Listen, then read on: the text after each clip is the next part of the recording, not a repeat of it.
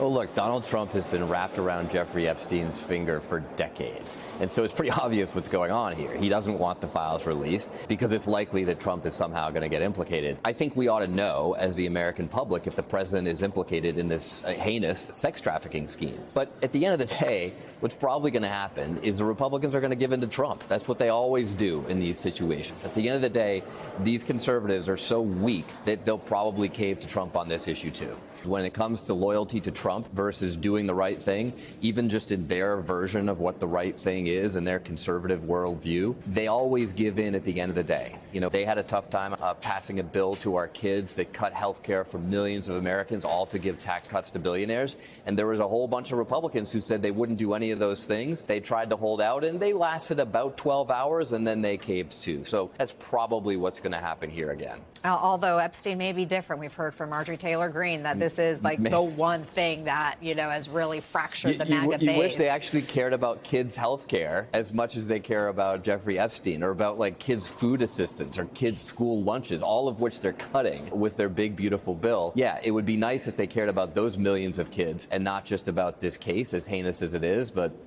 there you go. It is heinous. It is heinous. And we all can agree, perhaps, you know, sunshine is the best disinfectant, so more transparency is needed, perhaps. Republican colleagues of yours have suggested maybe a special counsel should be appointed here. Whatever they have, and I think Pam Bondi is turning it over to somebody else now, but whatever they have, it needs to be transparent. It needs to come out.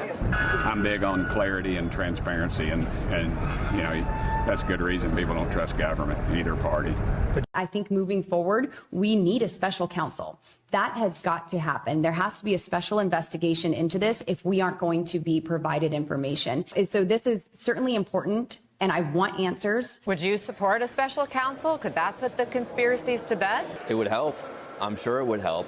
And think about this Republican Party and all the effort they put into investigating Hunter Biden over what, like a shady business deal, perhaps, and a gun charge that wouldn't have stood against any other American. All that resource, all those lawyers, those private investigators, and everything else trying for months and months to turn up the tiniest little bit of dirt on Hunter Biden, and yet they can't even decide to appoint a special counsel here for this heinous sex criminal who died mysteriously in prison. I mean, they're total hypocrites. I mean, they should apply the same standard, obviously, and if they care enough, they should appoint a special counsel to investigate. I have to ask you about something that I know is very important to you, the 988 National Suicide and Crisis Lifeline. Tomorrow, the Trump administration plans to shut down the special LGBTQI plus youth option. And federal data has showed this specialized program has served nearly 1.3 million callers in the past few years. You co-sponsored the original bill. What is the impact of this plan to pull back? Kids are going to die. I mean, this is actually the kind of thing that Republicans should care about if they really care about American kids, because an extraordinary percentage of the people who call this lifeline in a moment of crisis say that it saved their lives. And as a veteran, I know how much it means to my fellow veterans to be able to push a button when they call 988 and get connected directly to a veterans crisis counselor, someone who's trained to deal with veterans. Well, LGBTQ kids need that too. It's been proven time and again. Their suicide rates are much higher than the rest of the population. And so this service saves lives. And again, I wish the Republicans cared about kids' lives when they're really on the line here, because sadly, more children are going to die in America because of this cut.